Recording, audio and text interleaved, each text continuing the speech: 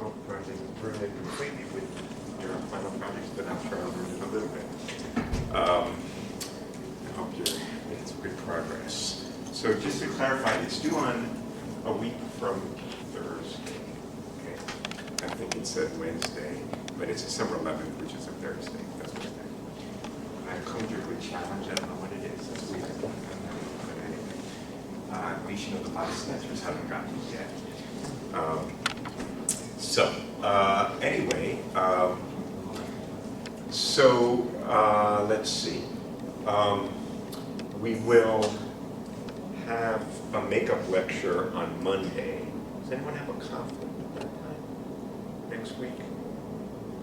Okay, so we'll for sure have a lecture then. We'll see where we are, and maybe we'll do one other makeup in addition sometime when it's less conflict for people during the finals week. All right? Very good. All right, so last time we were talking about, as we have been for a while now, we're continuing in the semester, this whole question of non-classical versus classical light.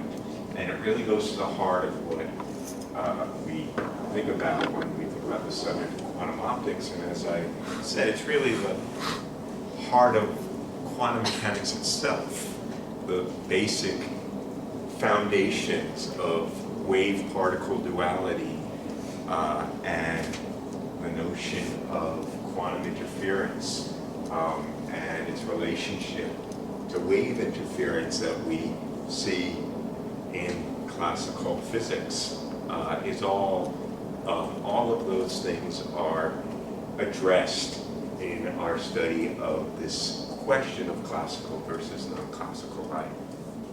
So it's a very rich, important subject. So as we've discussed, there are kind of the way that we distinguish between what we call classical light versus non-classical light is whether we need to invoke in any way quantum electrodynamics, the quantum theory of the field, to explain the measurements we see. So if we can get away with what we call a semi-classical theory, where we treat the field completely classically, but we treat the matter quantumly, then if the phenomena we see are describable in that way, we call it classical light. And phenomena that we observe that can't be described through that, we would say that the light that was incident on some detectors we call non-classical. Okay? And we're going to develop this more and more through the end of the semester and into the next semester. And so one of the ways we sort of analyze light is we look at the coherence of the light, and there's what we call first order coherence. We're going to make this more precise, what we mean by these different orders of coherence. But loosely speaking, first order coherence only involves one photodetector. Yeah? Is there a difference between first order coherence and first order autocorrelation? No, I mean, an order correlation. Or Yeah, so the correlation functions that we define are mathematical entities that characterize the level of coherence. All right, so we'll talk. For example, this is a correlation function. We call this a first order correlation function because it correlates the fields with one another.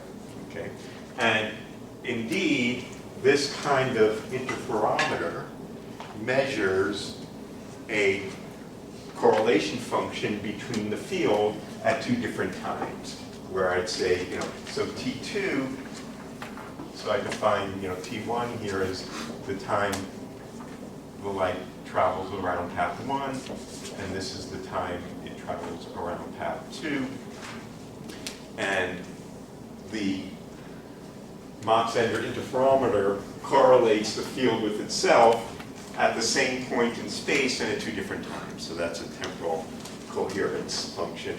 We could be thinking about a spatial coherence function, but these are both what we would call first order. They measure something about the first order coherence because they measure something having to do with this first order correlation function. Okay? And so would be the general expression we would get from what the output is here in the semi-classical theory, which says what the intensity we would measure on that photodetector. And in the specific case that we have stationary statistics, then it only depends on the path difference here, where tau is T2 minus T1.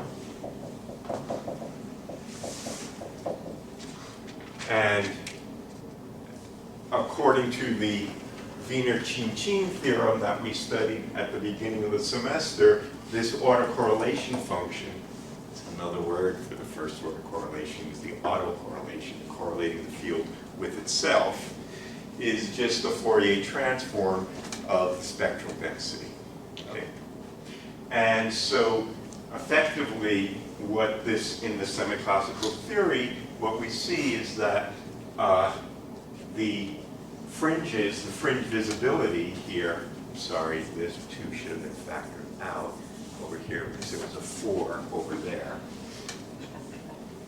is this function, little g1, is just a normalized version of the autocorrelation function.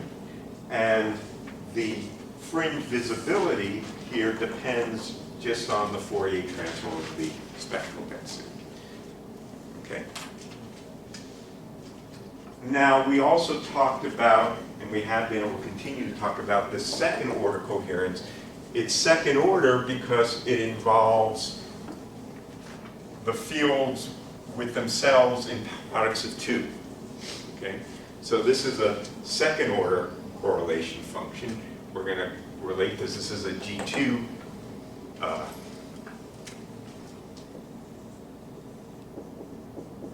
correlation function. We'll define that more precisely soon, as opposed to this, which is a G1. And I should note, we are incredibly loose and sloppy with the arguments of these functions. Is it a function of one variable? Is it a function of 2 variables? Is it a function of space? Is it a function of time?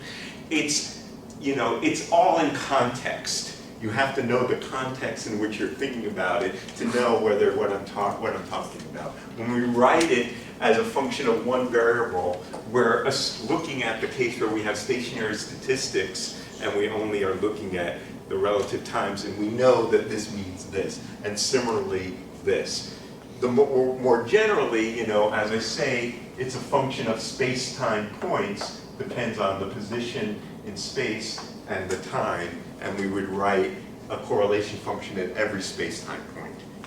Okay, but we know from context what we're talking about, and we're sloppy because we're physicists and we don't care. All right, yeah. For the second order coherence, there's 2 paths to the 2 photodetectors, which are shorter than the total path, and then there's that long path with the tau. Is the path to the photodetector? These are not supposed. These are supposed to be equal length. They're symmetric about their equal path length. But the other path after that is delayed. Well, this is actually correlating the current. The light has already been absorbed, right? And I'm just time delaying the current that comes out of the photodetector. I see. And then and as we know, the photodetector here, the amount of current that's here in the semi-classical theory is given by the current plus the shot noise. The shot noise in the semi-classical theory is random and doesn't correlate. So I just have to look at the correlation of the intensity with the intensity, or because a photocurrent only depends on is basically measuring the correlation of the intensity at two different points in time, depending on this time delay. Okay? So it's an intensity correlation function, which in terms of the fields is second order. Okay? Now, in the specific case, that the statistics of the field is Gaussian. So this is for what we would, as we discussed, chaotic light. That is to say, the field amplitudes are random and they are distributed in a Gaussian distribution in the phase space. Then we know that any correlation function that we measure of these random amplitudes depends only on means and covariances, or two-point correlations. A Gaussian distribution is solely determined by the mean and the covariance matrix. It's only about 1 and 2-point correlation functions. So even though we might measure this has 4 fields in it, in fact, the Rochester school used to call the big fight with Glauber. It was always the 4-point versus the 2-point. Eventually, no one ever calls it G4 anymore. They're G2s. But the point is that at the end of the day, this factorizes only in terms of 1 and 2-point correlation functions, because of this, in the specific case that we're talking about Gaussian noise that we have for the natural light, natural as it gets out of these LAPs, okay? And under that case, then using Wick's theorem, we can write this correlation function in terms of products of 2-point correlation functions. All the other correlation functions are 0. And importantly, what we see here is that this is what we call G1 of tau, and this is G1 of tau star. And so this intensity correlation then comes out to be equal to the product of the intensities, the intensity squared, plus the square of G1. And that's because it was Gaussian. That's because it was Gaussian that we were able to do that. And so the intensity correlation function here has this similar form. It gets rid of the sort of, in certain language, the carrier wave. It only depends on the envelope, if you like. And we can measure the coherence time in principle if we have fast enough detectors that are fast compared to the coherence time of the field. We can see so that it's a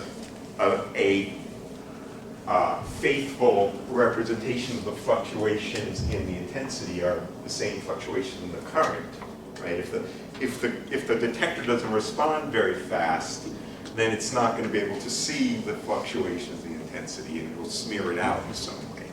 That's a technical thing. We won't worry about it at the moment, but it's just why we don't typically measure autocorrelation functions this way.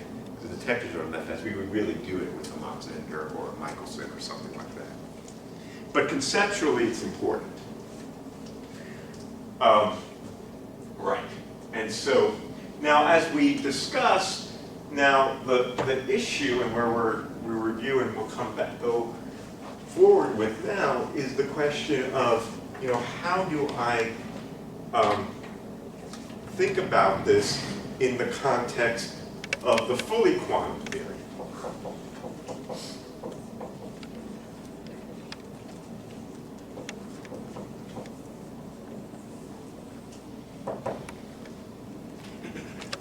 Well, in the fully quantum theory, what we showed last time is in the Glauber theory, we have the Glauber theory of photodetection.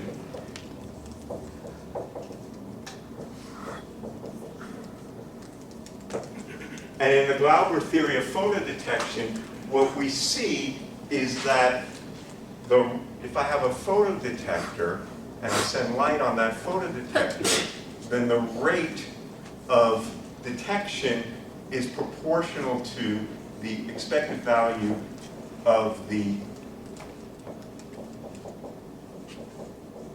intensity operator. Okay. So if I fix the position or I integrate over that in some way, this goes to what I'll call the intensity operator. Okay, fixing, no, not integrating in some way over the position, over the area of the detector. Okay. And using this, we can, for example, understand and explain what we see in terms of, say, the first order coherence, in terms of the interference of particles undergoing different trajectories with different histories, and then interfering the probability amplitudes with one another, as we learned from the beginning of wave-particle duality. But now it comes out explicitly in the formalism of thinking about the photodetection, right? And so I want to go over that a little bit more carefully. And as I described last time, it's convenient when we're thinking about beams of light to think about traveling wave quantization rather than quantization in a cavity mode. It's more convenient to do that. And so when we think about, for quasi-monochromatic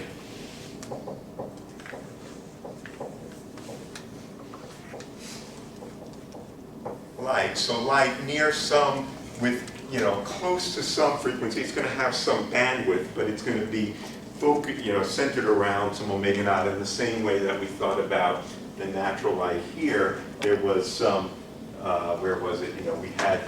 We assumed that our spectral density had some Lorentzian distribution around some omega naught.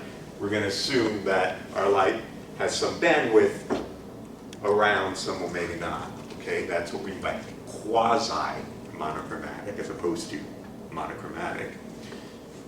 And a single spatial mode.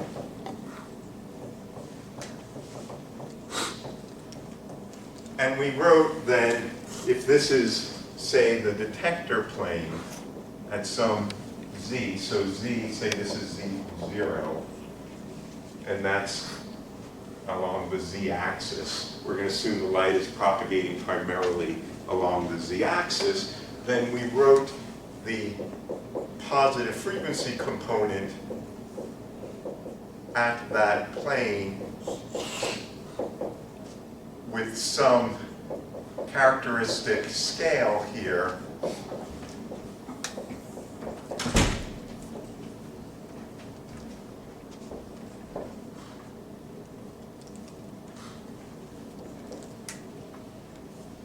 And if I want to be fancy, I'll make it a vector.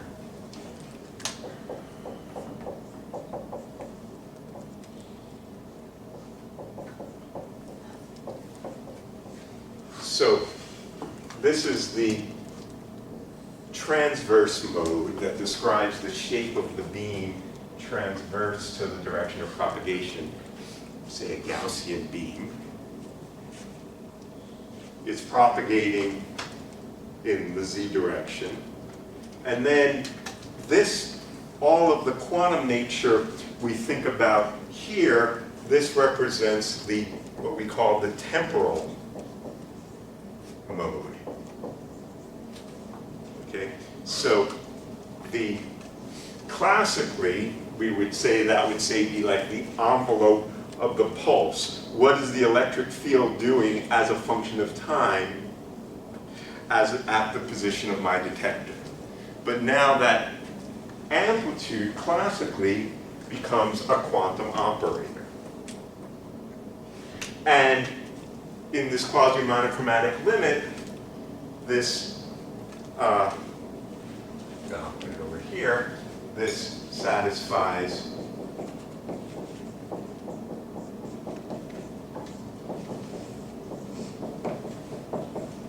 these commutation relations. So there's no correlation in the free field. This is in the free evolution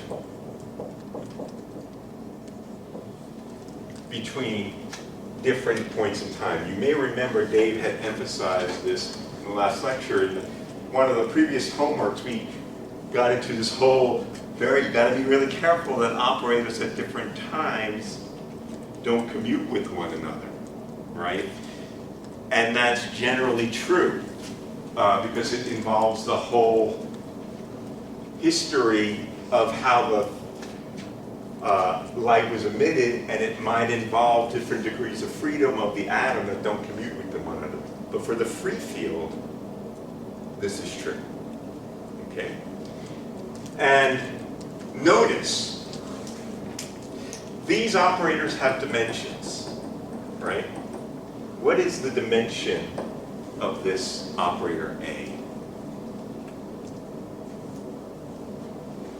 It's 1 over the square root of time, right? Because when you multiply them together, they have to have the units of a delta function of time.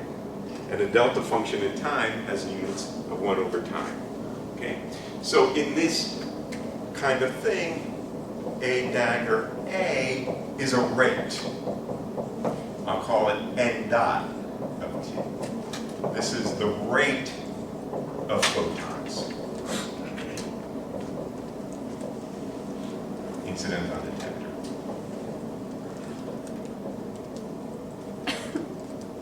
Is that clear? So, you know, if I wanted to be put on all the units, actually the intensity at this detector is c over 2 pi in God's units of this, you know, at the position of the detector.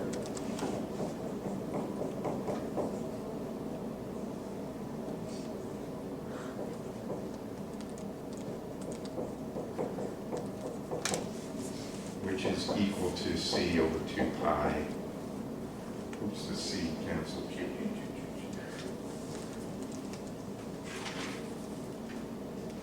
H bar omega over the area.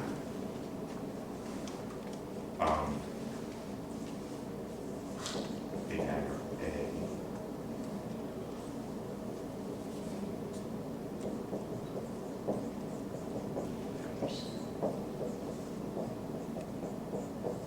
It's supposed to be an E plus on the side. Yes, indeed. E plus. Right? So this is intensity. It's power per unit area. It's the rate of photons times h bar omega per photon. That's the power per unit area is the intensity.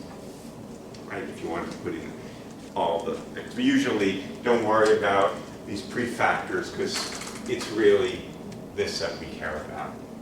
Okay? So now, if we come back to this Mach-Zehnder interferometer as an example,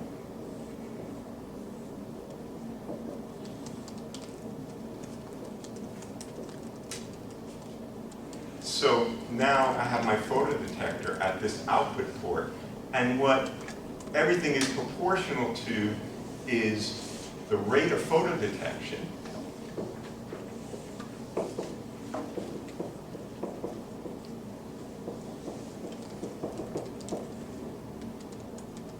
with some units is the out here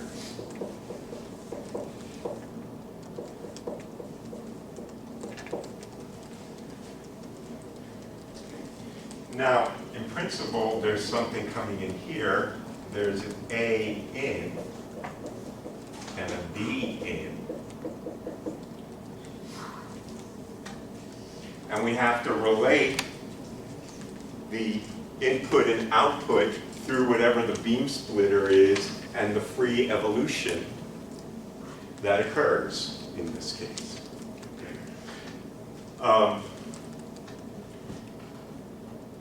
So, A out of t is equal to 1 over the square root of A in at t minus t1 plus A in at t minus t2. Oops, I have to have the phases of propagation to the I, k0, or omega 0. It doesn't really matter, I'll put in this.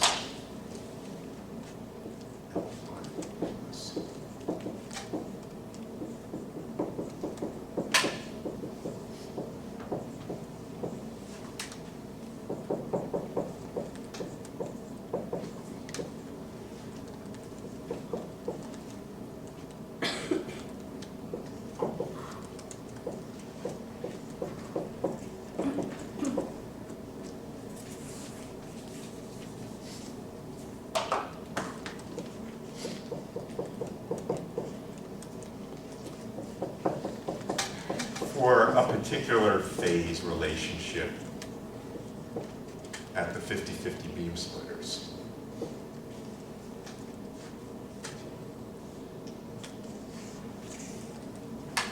Right.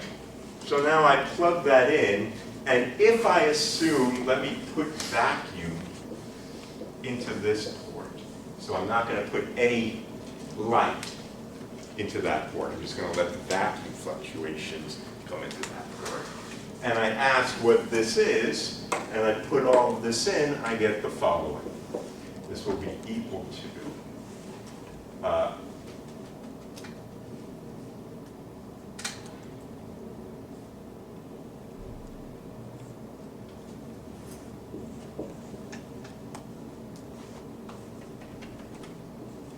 so I'm going to get the rate of that came in t minus t1 plus n dot t minus t2 plus twice the real part of a dagger t minus t2 a t minus t1 e to the I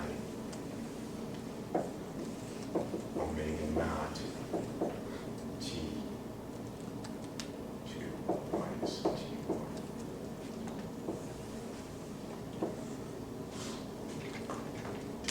Okay?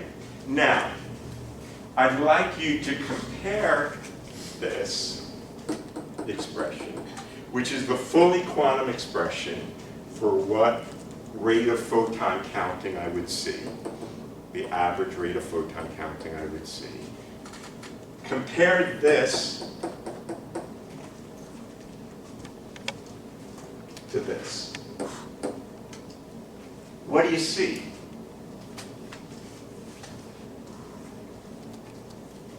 Basically the same thing, right? This is sort of the intensity that happened at a time t minus t1 at the retarded time. What the intensity I see at this photodetector depended upon what the intensity was here at a time earlier, t minus t1, that's the retarded time, added together with what the intensity was at the retarded time associated with this path. I add those two intensities together. Intensity is the rate at which photons are hitting on average, plus an interference term, right? I haven't made any stationary statistics assumption. I haven't made any assumption about Gaussian waves or anything else. This is the general expression. Okay? Yes, sir? A couple of questions. Uh-huh. I'm trying to reconcile the 1 over root 2 in the A out expression Yeah. with 1/4 in the next one.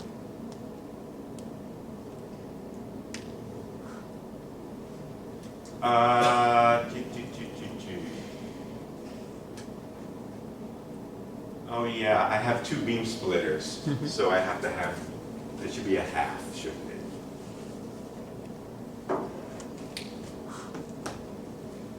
Right, because I have to I have the first beam splitter, this guy, and then the second beam splitter.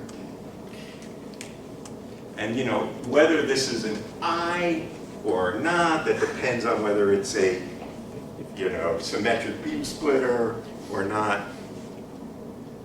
And my second question is, the expression for n dot is in terms of A dagger A. That's correct. And then, but in the latter half of the equation for A, you have B's. I do. How is the B's related to n dot? So I'm sorry, that's a good point. So this is my output here. So n dot here is equal to A dagger out, A out. Now A out is related to A in and B in, generally speaking. Okay. So, sorry, this, excuse me. You died a terrible death. Excuse me, let me fix this.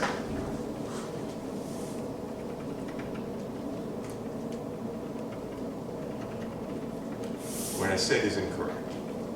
This is true. This is n out dot at time t. Okay?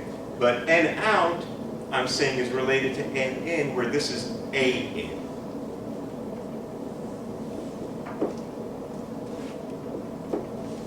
So what is going out at the output port relates to what was going on at the input port at a retarded time. There's two retarded times. One having to do with path 1, there's a retarded time t1, and there's a retarded time t2. Now, in general, there would also be terms that have to do with B dagger B, because if I wrote this all out, if I wrote out A dagger A, I'm going to have A dagger with B, and have B dagger B, and I have all those things. However, every time anything that's here, because this is going to have a B out on the right, is going to annihilate. Only because I put the vacuum into this port do the B's not contribute at all. So if I'm not going through all the algebra there, but in principle, there's going to be things that look like B in on whatever state. And because my input state is the vacuum in the B port, that's always going to be 0. So all of these terms will not contribute in any way to the rate of photon counting because there is the vacuum there. Okay, so that's a skipping step, but it's a little bit of foreshadowing that perhaps we can affect this rate of photon counting by maybe doing something with this output port, this input port. That's another story for another day.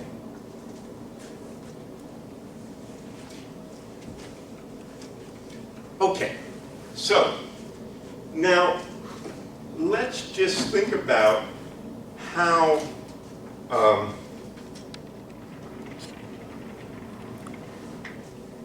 what is the, if we thought about this from the point of view, let's suppose that the light that I put into this port is not classical light. Clearly, it's not classical light because I would say, let's make this a single photon state.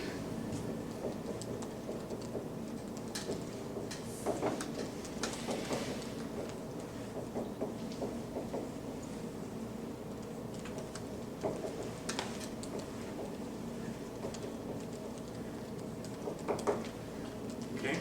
And obviously, if I do that, I'm only going to see either a click or no click with some probability. Okay? Now, how would I define a single photon wave packet in this formalism? Well, you can think about the A operator as creating a photon in the time slice t. So if I have a photon wave packet, which I'll write as a temporal wave packet,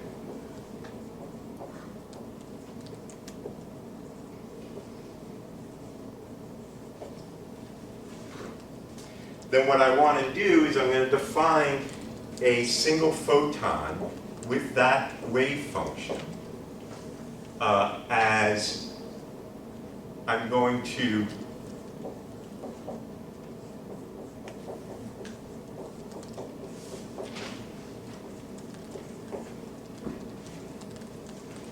create a photon in that time slice with that amplitude. And this is a superposition of all the amplitude. This is equivalent to, in the mode picture, you know, if we had K, we would say, right, I create a photon in that mode with that amplitude, and I have a superposition of all those modes. But now I'm writing it in this fancy schmancy way, where I'm thinking about it in the time domain. Okay? And I like to write this as I've created a photon in the wave packet mode. Okay? So a dagger is defined to be this. This is the creation operator that creates a photon in that wave packet, thought of as a wave function, as a function of time. So, how do I interpret psi squared of t? This is equal to the probability density per unit time to find a photon.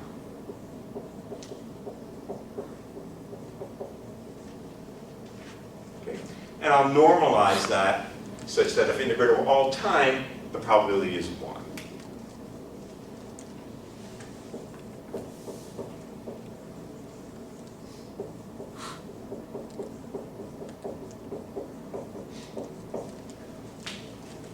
So this operator creates a photon in this wave packet. Wave packet could be a Gaussian wave packet. As a function of time, the amplitude rises and falls like a Gaussian. Is that clear? All right. So suppose that's my state. What is this equal to? What is the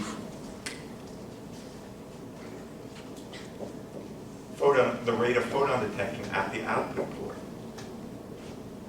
Well, I've got to calculate all of these things. Let's look at, for example, this.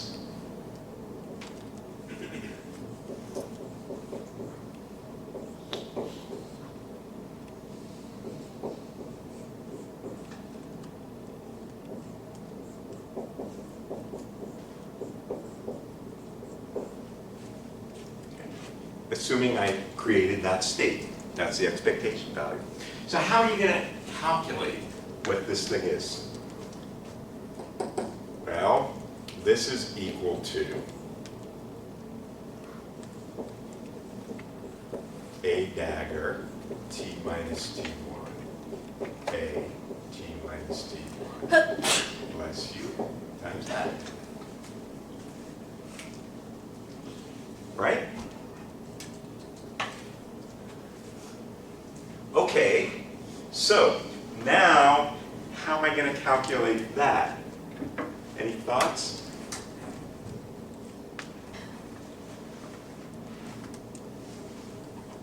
Can you use the definition of a dagger? I use this, yeah, let's use this definition. So this is equal to a dagger acting, oh, this is an A of psi.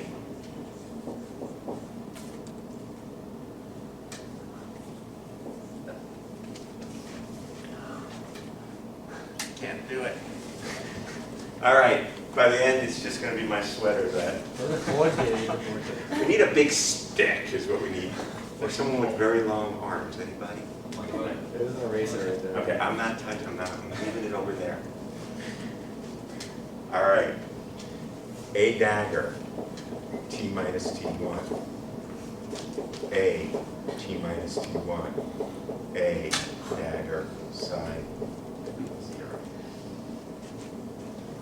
Right? So that creates the photon in that mode, and that's its dagger. Everyone clear? Okay, now what?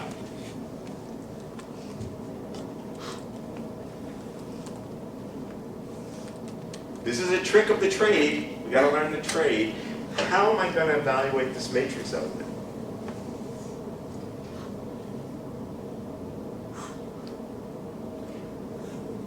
I'm You listening. can either do things with commutators. Exactly. Or Or it's driven.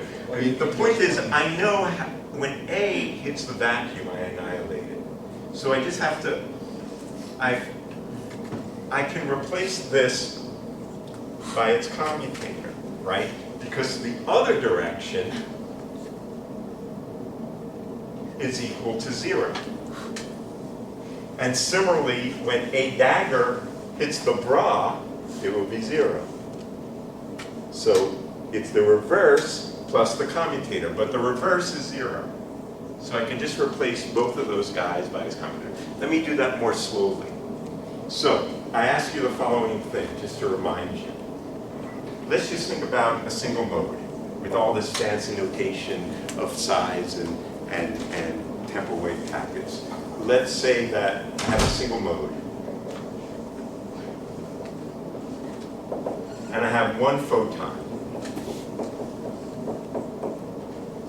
Right? So now I ask you the following. What happens when I hit this on this? Well, one way to do that is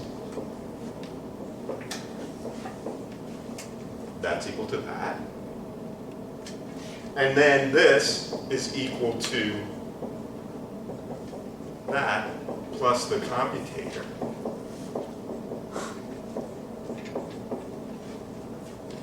You can write it in the reverse order. And when A hits the vacuum, I get 0.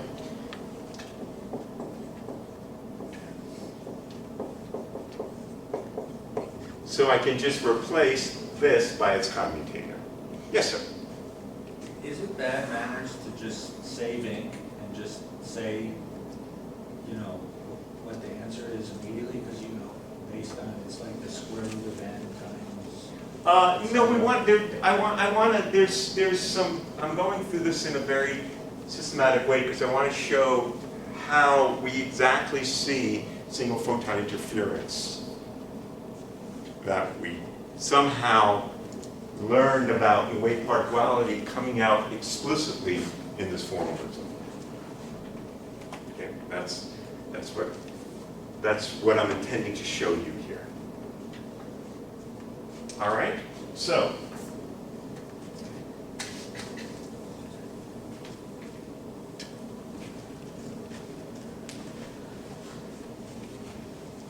question. So let's do another aside over here. Let's say I look at the commutator at some time t. What is that commutator equal to? Well, this is equal to, let me call this for a different, let's call this t prime. The integral dt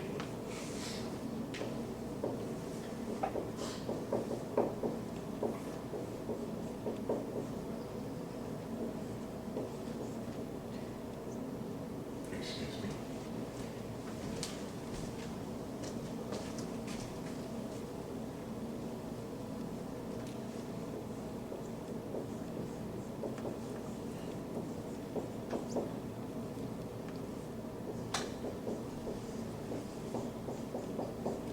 So I substituted in here the definition of a dagger of psi somewhere. Can you pull the board The down? same board. There it is. Okay. So now what? You know that it's a That's a delta function in time. And so this is equal to psi t. Excellent. So this is equal to psi at t minus t1, and this is equal to psi star at t minus t1. Okay. And so let's come back over here. This is then equal to 1/4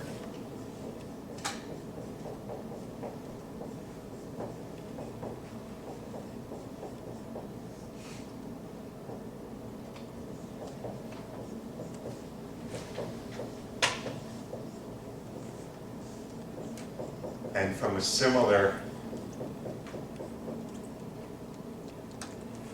commutator trickery,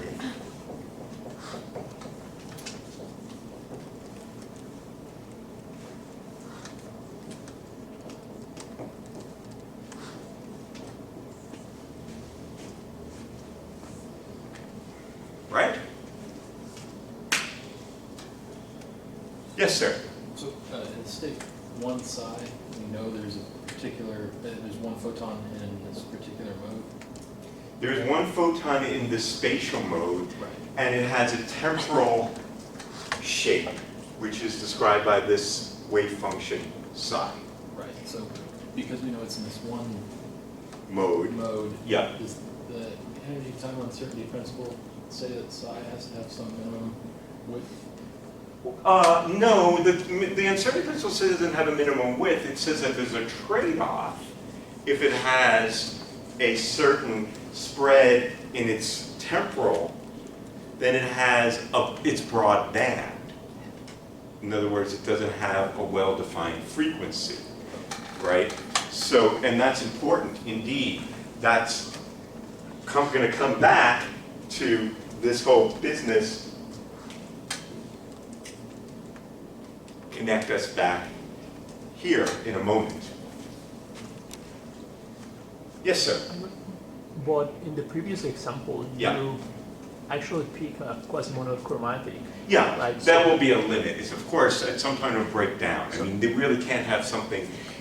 I mean, there's room to spare. Let's say that we have a 10 to the 15 hertz optical frequency. I can have, terahertz of bandwidth and still be quasi-monochromatic. Right? So there's room to spare. So what do we see here? This says this rate here depends on this probability density for the photon to have been at this position, right, at the time t minus t1, added together with the probability density that the photon was at that position at this time. I add those two probabilities together in this case. And then I have an interference term. But what is that interference term? Well, it depends on the overlap of the wave packet with itself. So if I come back over here, there's a wave packet. The wave packet gets either transmitted or reflected. These are the two amplitudes, and then they're shifted relative to one another, depending on the path length difference, right? So coming into here, there's these two different amplitudes related to the two different histories of the wave packet's trajectory. And the probability that I'm going to see the photon at this photon counter depends on the overlap of the wave function with itself. This is the mathematical expression of the photon, quote unquote, interfering with itself.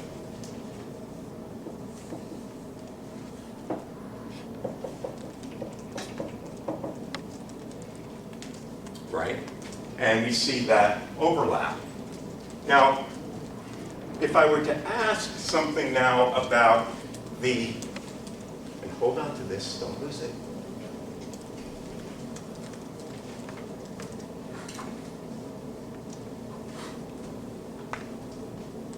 The total probability of seeing the photon at the photon detector.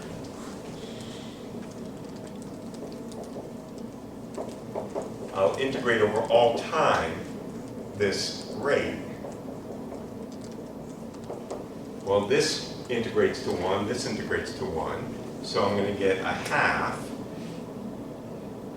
times 1 plus the real part of the integral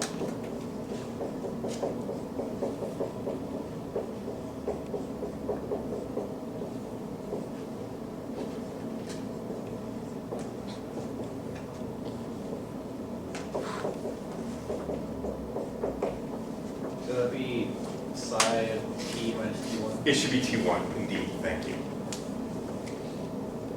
Right? But this, instead of integrating all time, I could just do a shift in time and make this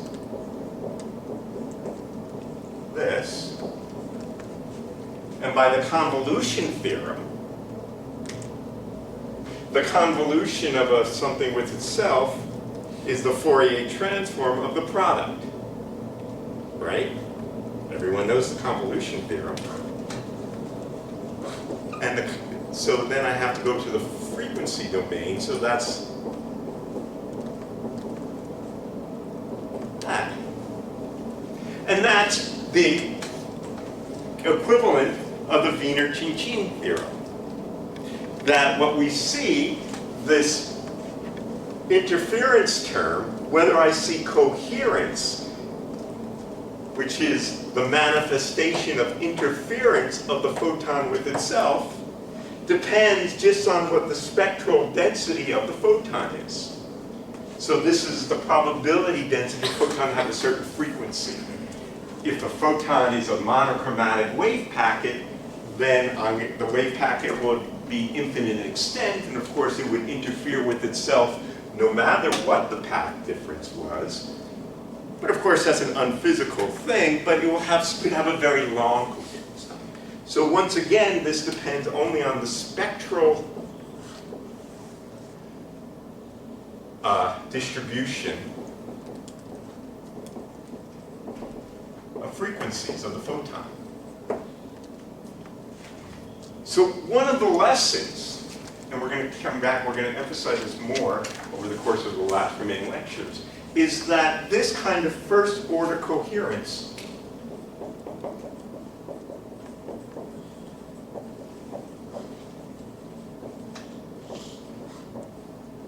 does not distinguish classical from non-classical light.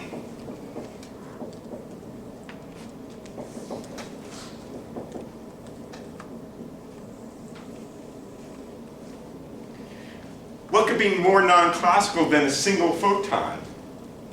People would, we burnt out jillions of graduate students trying to create single photons in the lab. It's a challenge. Nonetheless, this kind of interference that we see, and the coherence that we see, how this doesn't distinguish. It's not saying something about whether the light is classical versus non-classical. All it's asking us is what the spectral distribution is of frequencies in the light, and nothing more than that. Let's look at some other kinds of light. What if I had a coherent state of the electromagnetic field?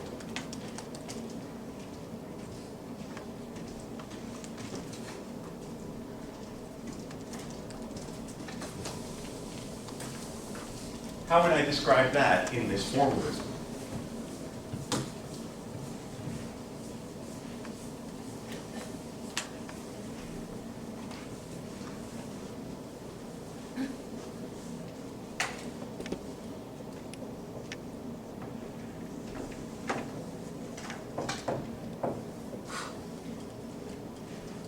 Well, I can think, again, this is a multi-mode problem because I have a single a single spatial mode, but I have a continuum of longitudinal modes, right? So when we had that, when we thought about this from the point of view of, say, these are our volume quantization, we thought about this kind of object.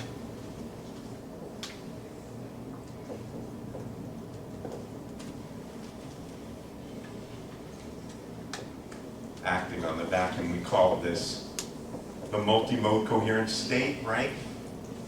If it was a single mode, we didn't have the sum over k, but this was our multimode coherent state.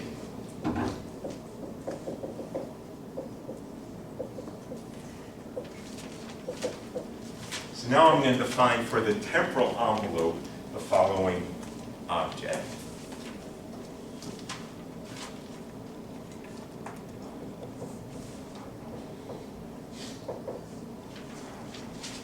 So instead of a sum, I'm going to have an integral.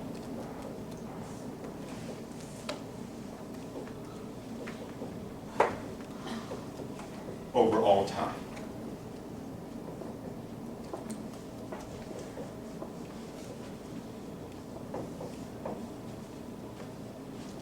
And I'll leave it as an exercise to the reader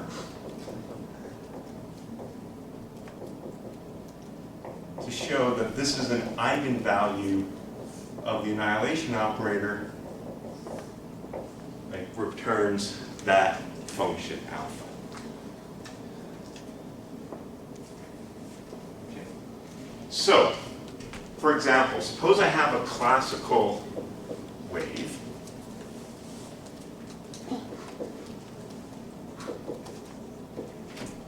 or a classical pulse of light. I'm going to write the electric field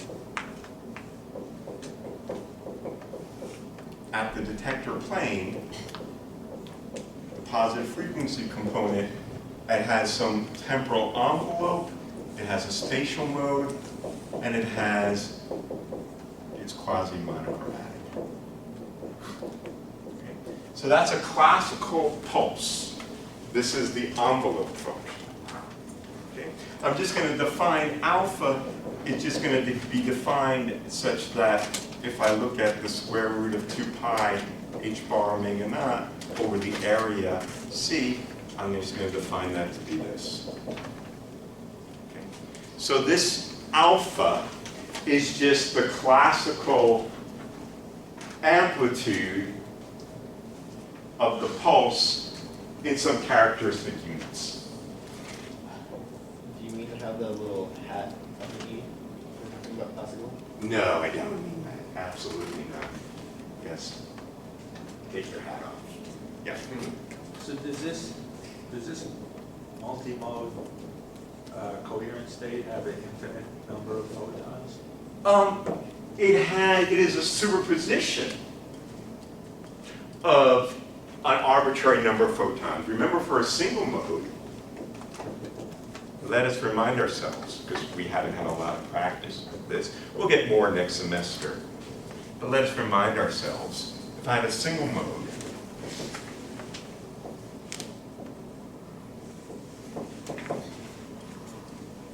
how many photons are in that coherent state?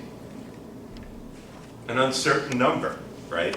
It's not an eigenstate of the photon number operator. But I can always write it as a superposition of those. And how would it look as a superposition of those? Well, there's a geometric picture, you know, with the phase space. Yeah, that's more in terms of how it looks like in terms of amplitude. But in terms of number, I have a sum on process. I have a sum that looks like alpha to the n over the square root of n factorial, e to the minus alpha squared over 2n. And the probability of having n photons is alpha squared to the power n over n factorial, e to the minus alpha squared. The mean number of photons is alpha squared, right? So this thing has some probability of an arbitrary number of photons with the Poisson distribution. Similarly, I can write this guy in terms of, and that's an interesting thing. So alpha here is not necessarily square root of 1. So if I look at, in this problem, the integral over all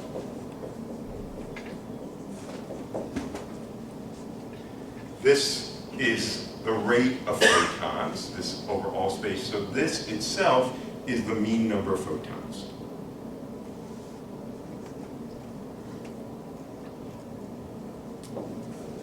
Okay. So if I wanted to, yeah, maybe I'll do that. I can write this multimode coherent state as e to the square root of the mean number of photons, a dagger of phi minus square root of n psi, where let me define psi is defined as that. Okay, this is interesting. Let's think about this for a minute. Notice this thing is normalized.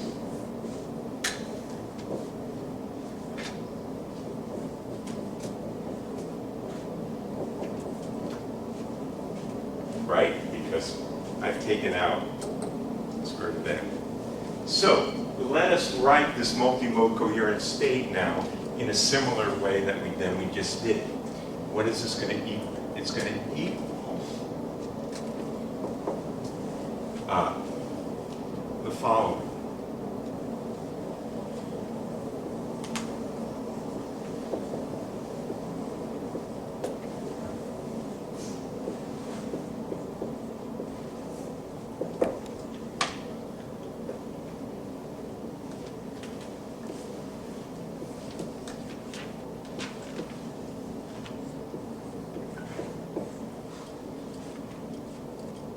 Let's interpret this. This is very important.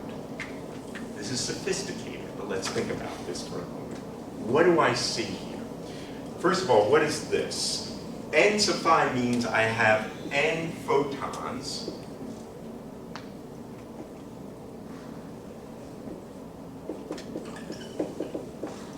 with wave packet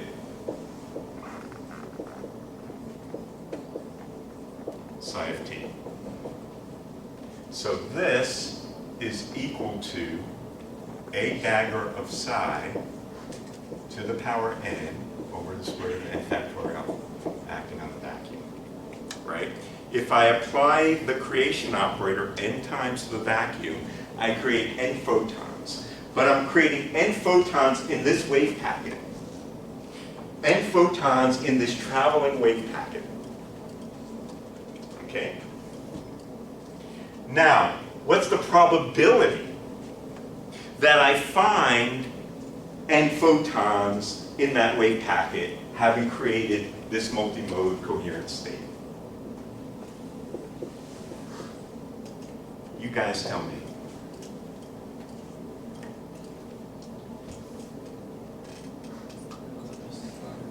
It's this distribution square. I'm sorry, this should be a square root now. That makes sense. Right? I look at this amplitude squared, which is the mean number to the power n over n factorial e to the minus n, which is Poisson. So I should think about this coherent state as every photon has this wave function. I don't know how many photons I got because it's a coherent state. It's not a Fock state. It has an uncertain number of photons. And that distribution of probabilities is a Poisson distribution. But every photon has the same wave function. And that wave function is proportional to the classical amplitude of the quasi-monochromatic field. The electric field classically defines the wave function of the photon in this quasi-monochromatic approximation. this connects what we learned in first, when we think about wave-particle duality, when we think about whether in a single slit or a double slit interference pattern, we think about it in terms of classical waves, but we also think about it in terms of wave functions. But that wave function is now rigorously defined. The electric field determines this, which determines the shape, which gives me, with proper normalization, what the wave function of the photon is.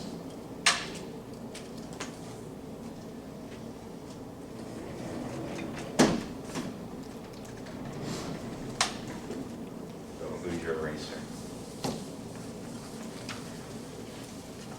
So, with that said, I ask you now, what is the rate of photodetection that I see on this photodetector when the input state is a classical pulse described by a coherent state of the sort? So I have to calculate this thing now, but instead of having the input state be a single photon state, I'm going to have the single photon, the state be my multimode coherent state. So now I ask you, how do I evaluate this? So I need to, for example, evaluate,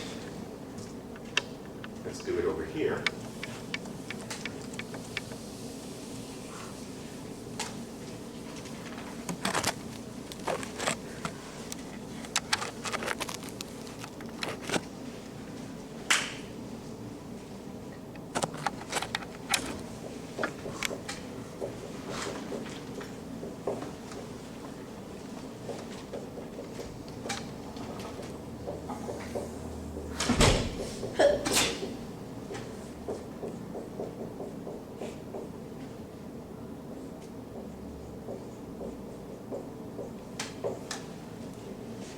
How am I going to evaluate that? You can substitute again the expression with a. Yeah, this is an eigenstate of the annihilation operator with eigenvalue alpha. So this is equal to alpha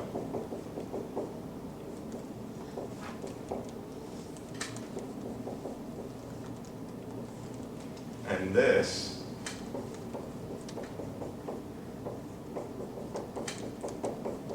is this.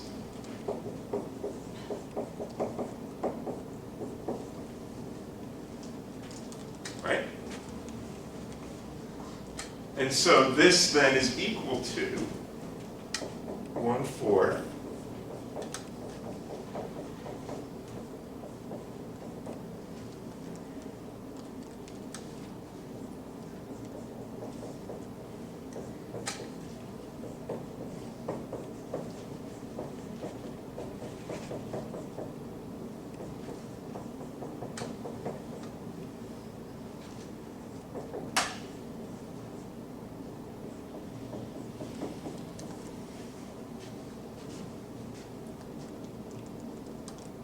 Why did you replace alpha with, or a dagger with alpha star?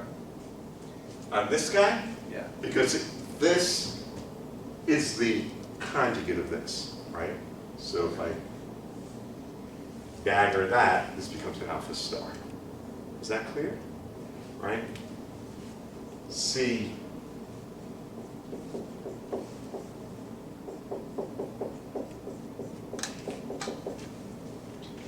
right? That's where that came from, because it hits the annihilation, the coherent state on the left. Okay. Right? But this is just the classical expression, as we expect.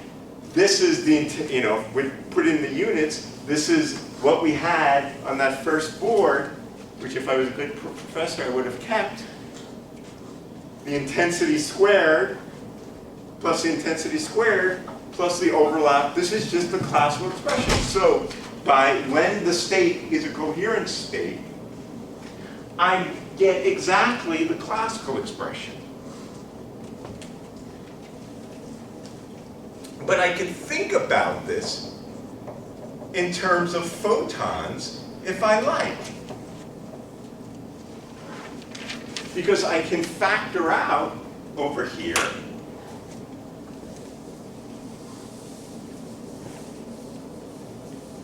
I can factor this out, the square root of n in the way that we just did over here, and define psi, and this then is equal to this output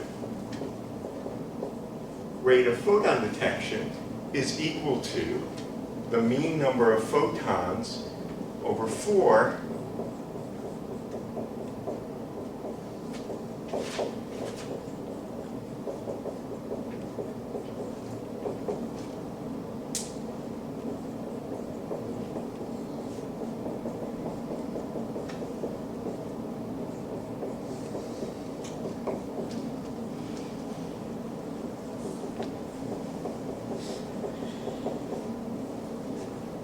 Is that clear?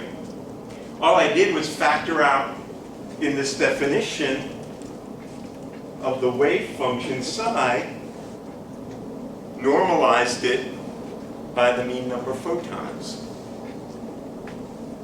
So now, how do you interpret this expression? Any thoughts about that?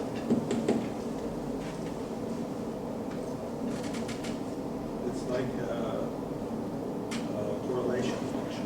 It is a correlation function, but it's, how does this relate to what we saw for the single photon case? What was the difference we had for the case where we had a single photon?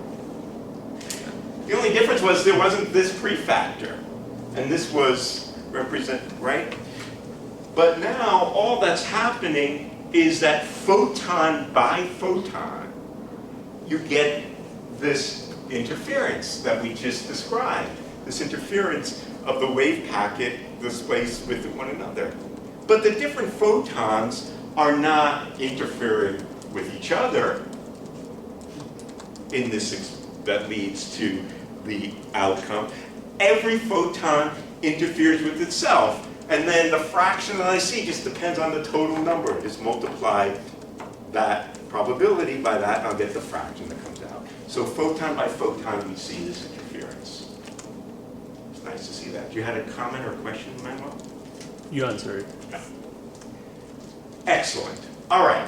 Now there's one last thing I want to discuss, which is what about chaotic light, thermal light? How does the quantum theory explain that? I want to get started on that, but we'll finish it up next time, and then we still have more to say. Okay. So let's talk about chaotic light.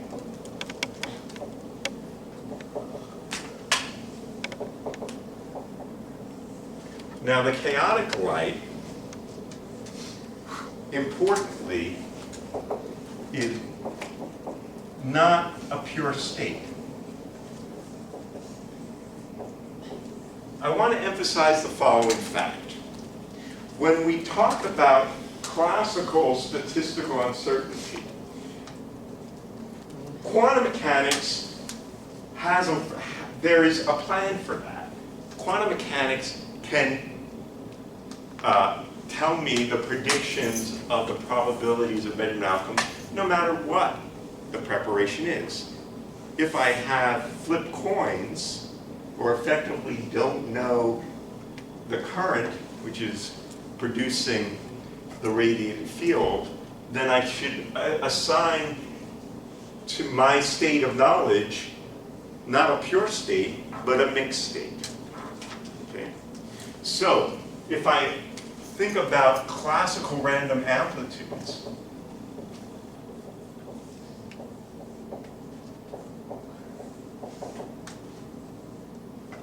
with some probability distribution. So if I have a coherent state, which is a known current, I would say for a single mode, let's just think about a single mode to start with. that would be the state, right? But if I have a probability distribution, I would integrate over the complex plane with my probability distribution, and that is a mixed state. Okay? So this represents classical statistical uncertainty. I don't know what is the current that produced the radiated field. I can only assign a probability distribution to that. So this is a statistical mixture of coherent states. Is that clear? So, for example, for chaotic light, what is the probability distribution of amplitudes? The amplitudes. Sorry, can you say that again? So if I have what we've called chaotic light, say collision broadened light, light that's coming out of this light bulb or from the sun, and I wanted to say what's the probability of that the electric field in some normalized units has some complex amplitude. What is the probability distribution? Is it Poissonian? Is it Maxwell-Boltzmann? Is it Gaussian? Is it Lorentzian? It's thermal distribution. But the amplitudes are what distribution? They're Gaussian. The amplitudes are Gaussian. Okay? And that Gaussian we found was equal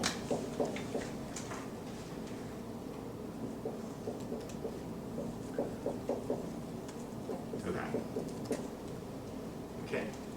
So that is a distribution of amplitudes which is Gaussian. And that's what we get from what we would call natural light. Now, it's an exercise for next semester. I can use this thing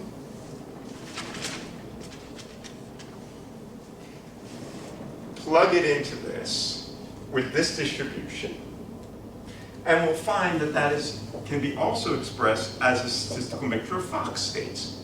I can always write it in any basis I like. It's also diagonal in the Fock basis. It's a statistical mixture of Fock states where this distribution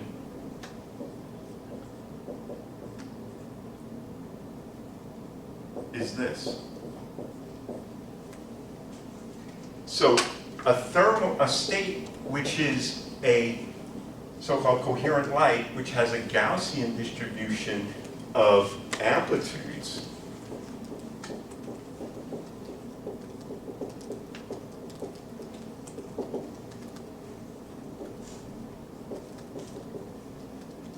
is a statistical mixture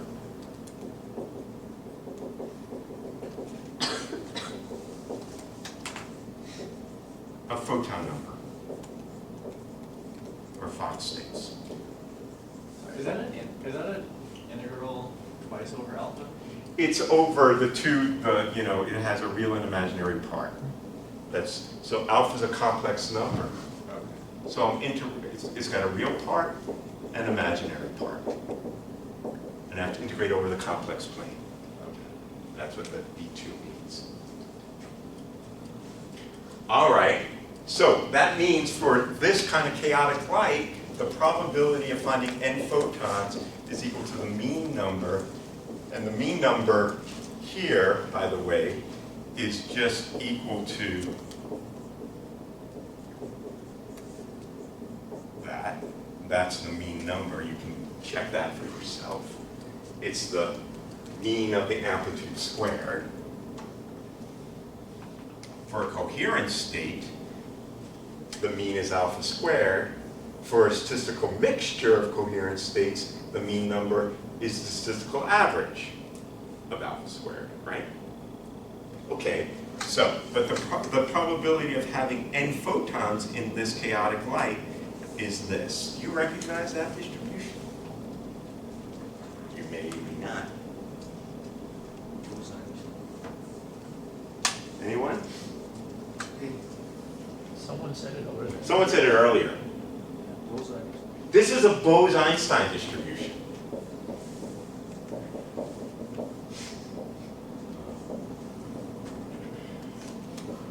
And I want to conclude with the following quick calculation.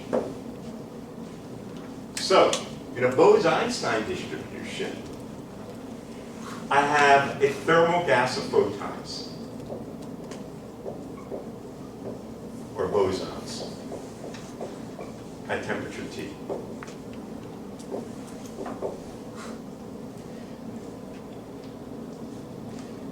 All right, 301 exam.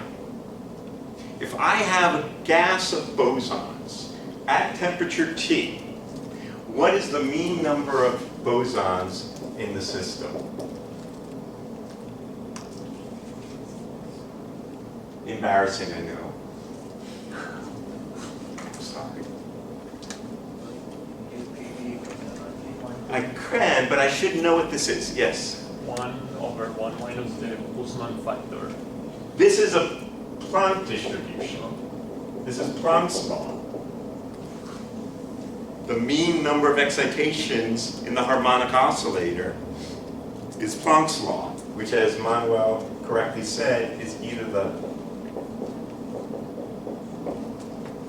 where bosons with frequency. Okay, so harmonic oscillator, the photons here each have that. So, with that said, what I can say, what is the probability distribution? The probability distribution is the Boltzmann distribution. The probability of having n photons is e to the minus n h bar omega over kt, k Boltzmann t. This is the Boltzmann constant over the partition function. Right?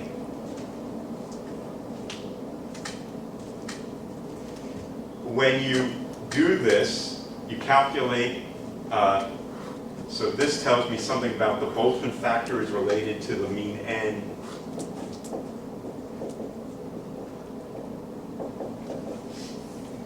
This is equal to 1 over n plus 1, which is n plus 1 over n. So this is equal to average n over average n plus 1 to the power n over 1 over the partition function.